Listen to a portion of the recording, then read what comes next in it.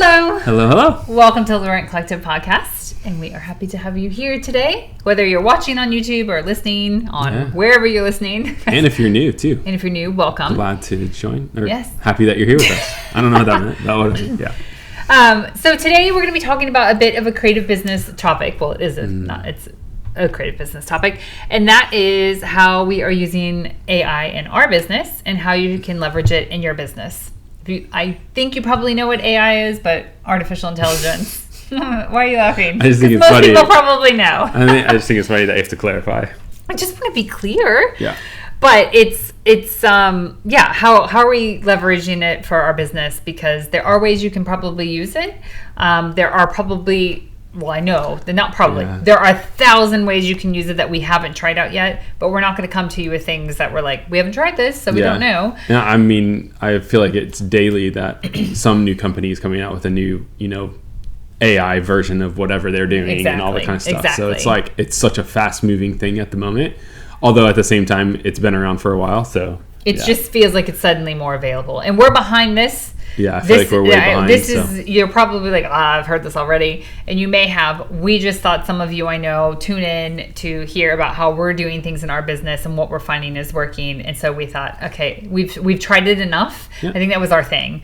There was a lot of stuff suddenly that was out there. I was like, well, let's give it time and see if it actually works well for our business or not. Yep. And so here are some ways we've tried it. We've tried it with SEO. We've tried it with Pinterest. Pat has tried it with creative ideas. So have our kids.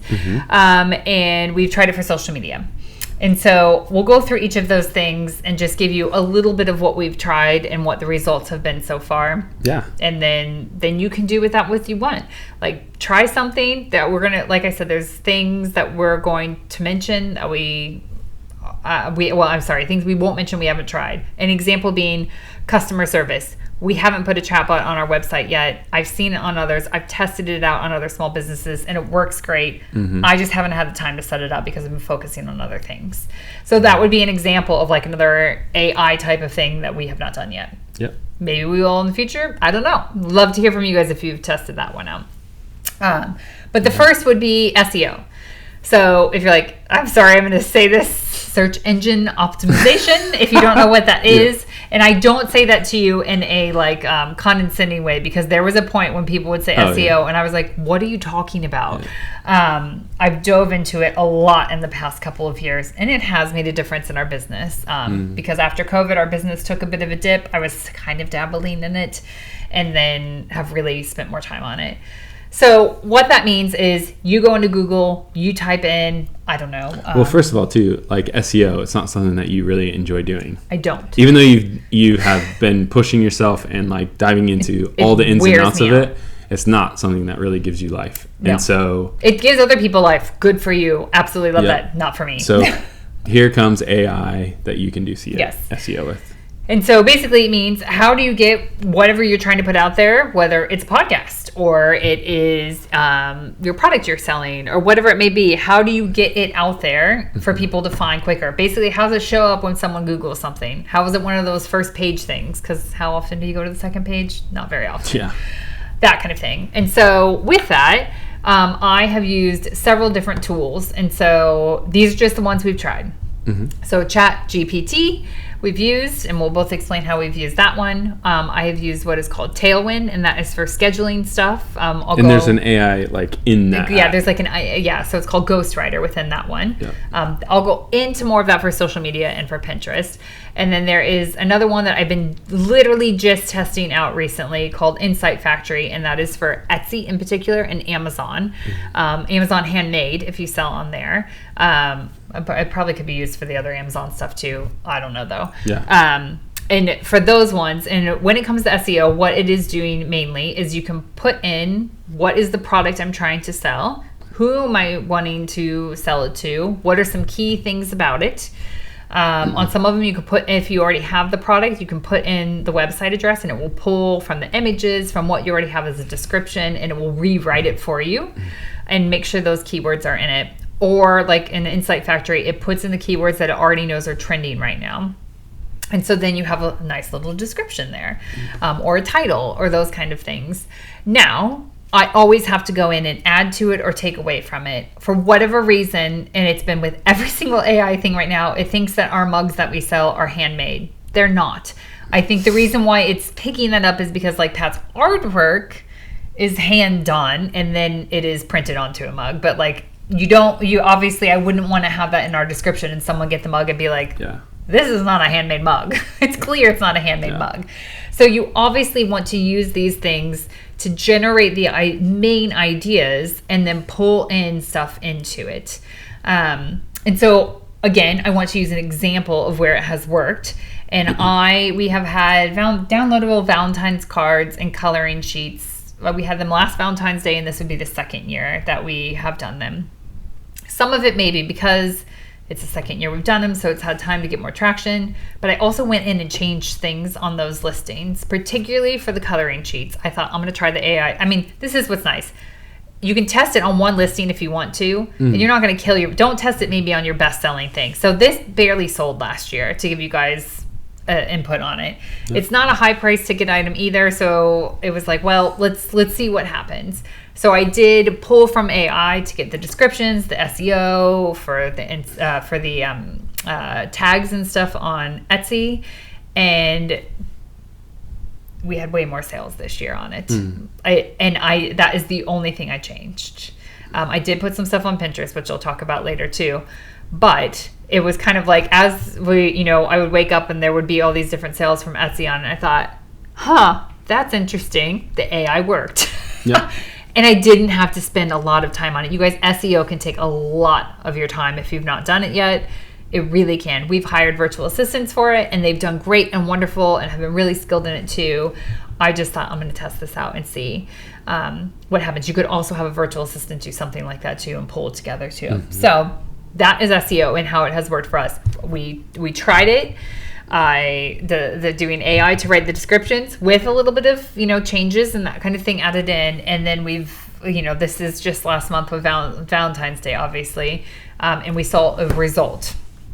Now, could there be other factors? Of course there could, but to me it seems like I didn't do it on a lot of other listings in this one. Now am I going to go back and do it on others? 100% yes. Mm-hmm. Yeah. Creativity. How have you used it for creativity? Yeah, I think the biggest thing for me, I haven't been going into the image generator ones and like creating stuff that then we use and like all that kind of stuff. Like that's not creatively how I've been using it.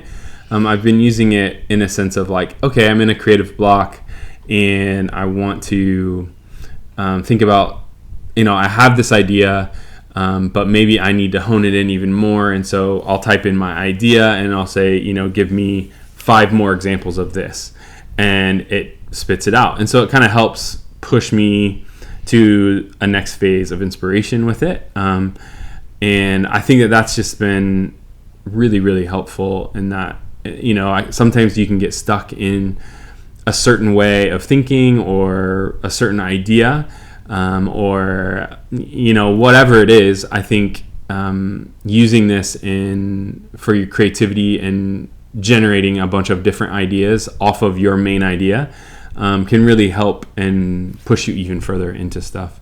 Now, again, I know that there are definitely a lot of image-based things that you can use in AI now, and people are using it as their own artwork, and that gets into something totally different. And I don't even feel fully like knowledgeable to even be a part of that conversation. There are a lot of things you can Google to find the conversation. But I think, but I also have seen our kids use some of that image generation stuff as well, and they haven't used it in a sense that they are calling this artwork their own, but even like specifically our one son uses it for when he's writing stories.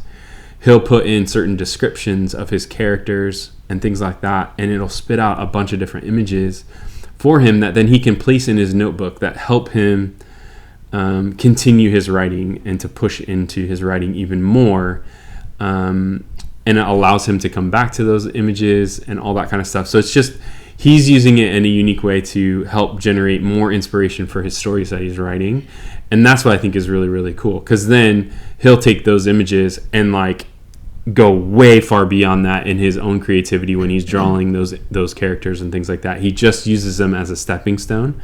And again, putting his creative voice into that description, into that image, whatever it is, like he's putting his voice. And I think that that's how I feel like I'm using it creatively, in a sense, is it's kind of getting those initial ideas out there for you to start then really honing in and pushing into more of your voice and what you're thinking. It just kind of expands, it just expands things further, especially if you're having a creative block. And that's really how I've been using it creatively. So and I think too, it's we've talked about creative block in the past and how to get inspiration and stuff, and it's just another one of those things. It's like tool. You walking around a museum and looking for inspiration. You're like, ooh, like, we've been in a bunch of museums recently, and it was like, ooh, we took some pictures for, Jude or something like that. He was like, ooh, can you take a picture of this? Can you take a picture of that? And like, he's not. Now, you may sometimes go back and want to try and recreate that actual thing, but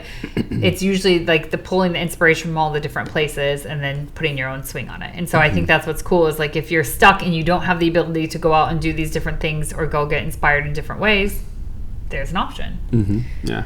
So then another way that we've used it is through Pinterest and social media. I'm going to talk about them a little bit differently because I've used it in different ways for them. Pinterest, we've talked about this in the past when we talked about taking a social media break. I call Pinterest like a search engine. It's not social media in my book. Others might define it differently. Social media is like Instagram, Facebook, TikTok, Snapchat, all those things is what I would call social media. Pinterest, for us, when we took a break from our social media for our business and said we're not doing it for a month, let's see what happens and test it out. We already saw that Pinterest was the number one place where people came from our web for like those kind of things, how they found us. And we were curious if that would be the case if we stopped social media, and it was the case. And so I have focused a lot on that. The hard thing with Pinterest, again, I know you can hire somebody to do this and stuff, but I have always felt like before I hire somebody else, I really need to understand it myself in some ways. And then that way, like, I understand what they're doing and that kind of thing. And so with Pinterest, the image is what is driving people, right? But how that image pops up when you put something in to Google or Pinterest, because when you go on Google, look and pay attention next time, go do it after this, is images from Pinterest are going to be one of the top things on Google, and then Pinterest will come down as well. When you click on those images, you click and it takes you in through to a Pinterest link. And so how that happens is the algorithm and the SEO. And so that is titles and what you have, the keywords you have in the description, everything. Pinterest descriptions do not have to be creative. And I think that's, for me, I was spending a lot of time making them sound like a social media post instead of a Pinterest one. And basically you're trying to get the key information in there and not sound like a robot, which is funny that now we're using AI for it. Because it is hard to like make that kind of be, I don't know, creative and sound nice. And so I had started using AI through Tailwind, which is, we pay for a monthly thing for it. I think there's a free version that you can only do so many though, and they have a ghostwriter on there, and which is AI. And so if you do that, you can put in like, this is the pen I want, here's the image, here's the website address, so it'll pull from that as well. And then it will generate usually 3 options. Now, I still, just like the other stuff, I still have to go in and like fix some of it or double check the title, because sometimes it's kind of like, oh, that's not really our brand, or add information to it. But man, does it cut down the time. Major league. Again, this would be something that I tested with those coloring sheets that I was talking about and some of the other Valentine's cards and stuff, and used that on Pinterest. And again, the traction from that, our Pinterest numbers have they're close to doubling right now of coming to our website. And you can track, on most places, you can track where the sales came from too. And again, we were getting direct sales from Pinterest, and that's huge. No direct sales, that it seems like you can't completely do that from social media, but with Pinterest, you can link up your website depending what you have on Etsy or Shopify and see if those sales are coming from Pinterest. So I highly recommend it for that. If you haven't dove into Pinterest for your small creative business, this goes if you're a writer and you do blog posts, this goes for podcasts, this goes for products or anything like that. If you sell digital products as well, I mean, the coloring sheets were a digital product. They didn't get mailed to them. They downloaded them. And so I can't recommend it enough for trying on there. Again, test it out. Do some. I think what I did do at first is I was like, these ones I'm going to write and these ones I'm going to do through AI. The AI ones 100% did better. I don't know what that says about my writing for Pinterest. You might be better at it than I am. But if that's something that I can make easier in our business, then that's a win for us. Social media is, again, I think what Pat said on many ways, it's kind of the creative idea pool. And so you can put in some of these like social media post for Mother's Day card with the title, whatever the design is or something like that, and you'll get one. Often I found they were kind of salesy, and that's not always what we like to put on our social media. We like to put more inspiration and stuff. However, if I was really stuck on something, I did go to it and tried it. I even used Tailwind for this a little bit too, because they have Instagram and Facebook on there too. And so I went on there to test it out. And it did help me get going then, because I use social media, even if it doesn't drive that much traffic to our website. I use it as a bit of a creative outlet for my writing, but sometimes for certain posts, I'm like, you know. You're not excited about every single post. Not excited about every single post. And so putting in the topic or what the design is or blog post is that you want to drive people to from your social media and stuff, again, tried it out and it worked pretty well. Again, social media is not our main focus. And so for me, I was like, well, I'm going to test it and I'll just pay attention to it. I don't know that one post over another got more because social media has all these other things in it besides the SEO point of it. But if you're trying, I know we've heard from a lot of you after we did our social media break, if you will, and what we're focusing on our business instead. A lot of you were like, but I still feel like I need to be there. And we kind of feel that way right now. We may change our mind later. And so this is super helpful. If you feel like you still need to be there, but you don't want to spend a ton of your time on it, you can use something like AI to help you with it. Again, I do think you should put your brand and your voice into it, whatever that means to you. I can kind of tell when someone's just copied and pasted from AI. Not always, though. And it will probably get better at making it not seem like it, which is crazy. So that is just... something to keep in mind is you should always add your own stuff to it. Most of ours, just so you know, if you look at ours, you're not going to see AI stuff on our social media. It is in general is for creative stuff. But if I get a block, I will use it and pull from it. And then the last thing would be things like YouTube, podcasting, that kind of stuff. Sometimes we come up with a topic together, or you guys have asked us to talk about something, and we're like, but what should we title that? How do we title that so people understand what we're talking about? Because we may use different terminology or things like that. And we actually have just recently done this and tested it out that way. And it comes with the title. This title that we're using right now is from AI, just because we thought we'd do that. And we're like, oh, yeah, that's a better way than saying that of what we were thinking. Our other title was like, too much, too long. Didn't quite make sense. This one got right to the point. Yep, that's what we're talking about. And so you can put podcast title, how to use AI in business. And then, boom, came up with something. And you can regenerate if you don't like that one as well. And it came up with something I thought, oh, yeah, that I did change it slightly. But that's what came up. I tested it too, in case you're like, oh, if everyone is talking about this certain subject and it means that, you know, so-and-so is using AI, I am, and this person over there isn't, aren't we all going to have the same information? I have tested it on some of these things to see if I were to then a day later put in the same thing and I got something different. I don't know how that works, you guys. Yeah. I've tried to listen to podcasts and fully understand it, and it's still, it's crazy. So I know there are probably going to be, like Pat mentioned, like the ethics. There's lots of ethical questions in this, right? That's not what we're talking about right now. There's especially a lots of ethical questions on the creativity side of things, of like pulling an image that AI has generated and selling that image or what that looks like. Please do go research that. There is a ton of stuff, and we've done that with a lot of artists that we really respect, and some that are really for it and some that are really against it. It's good to look at both sides of the fence on this right now. I don't think personally, this is my opinion, our opinion, that like going there to grab some ideas, at least, that's not a bad thing. It's just like you would if you would to go on Pinterest and look for ideas.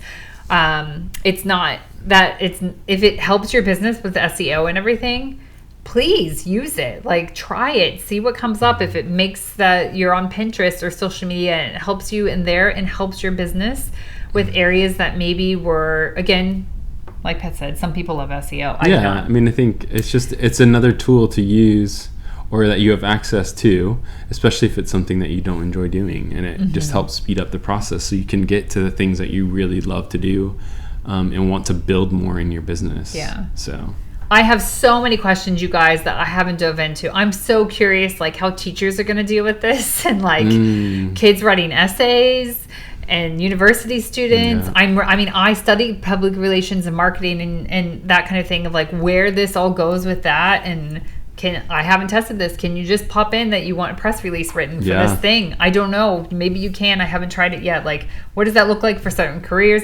There's so much stuff we aren't talking about right now because that's not what we're talking about. And so when it comes down to it, for you, look at the ways that you can use it. What you feel comfortable using it for is really important. And then thinking through, like, and testing it really is what it comes down to, because it may not work for you. It worked well for us in these certain areas. So far, there's not an area we haven't found that it hasn't worked, but we haven't tried everything. Like I said, there's so much out there with it. So we just tried some. You know, again, making sure you're using this, well, this is how we feel at least, use it in a way that then you you can get the meat of what you're hoping for, that then you can dive more into it and use and tweak it with your voice to make it your own. I think is really important. Helpful. Yeah. Wonderful. Well, let us know. We'd love to hear from you guys if there are other ways that you have used AI in your business, or other questions you have, or something. We're always willing to try something just to see how it works, and get back to you on it. And so as long as we have time for it. And so if there are certain questions you have on this, please do reach out. Again, as we always say, we're not experts. We're just coming to you in real time of some things that we have given a little bit of a trial of to test it out and see how it goes, and sharing it with you because it might be helpful for your business. So reach out, as always, if you have thoughts, questions, things you want us to try. And we are so thankful for you listening, and we hope that you have found it helpful.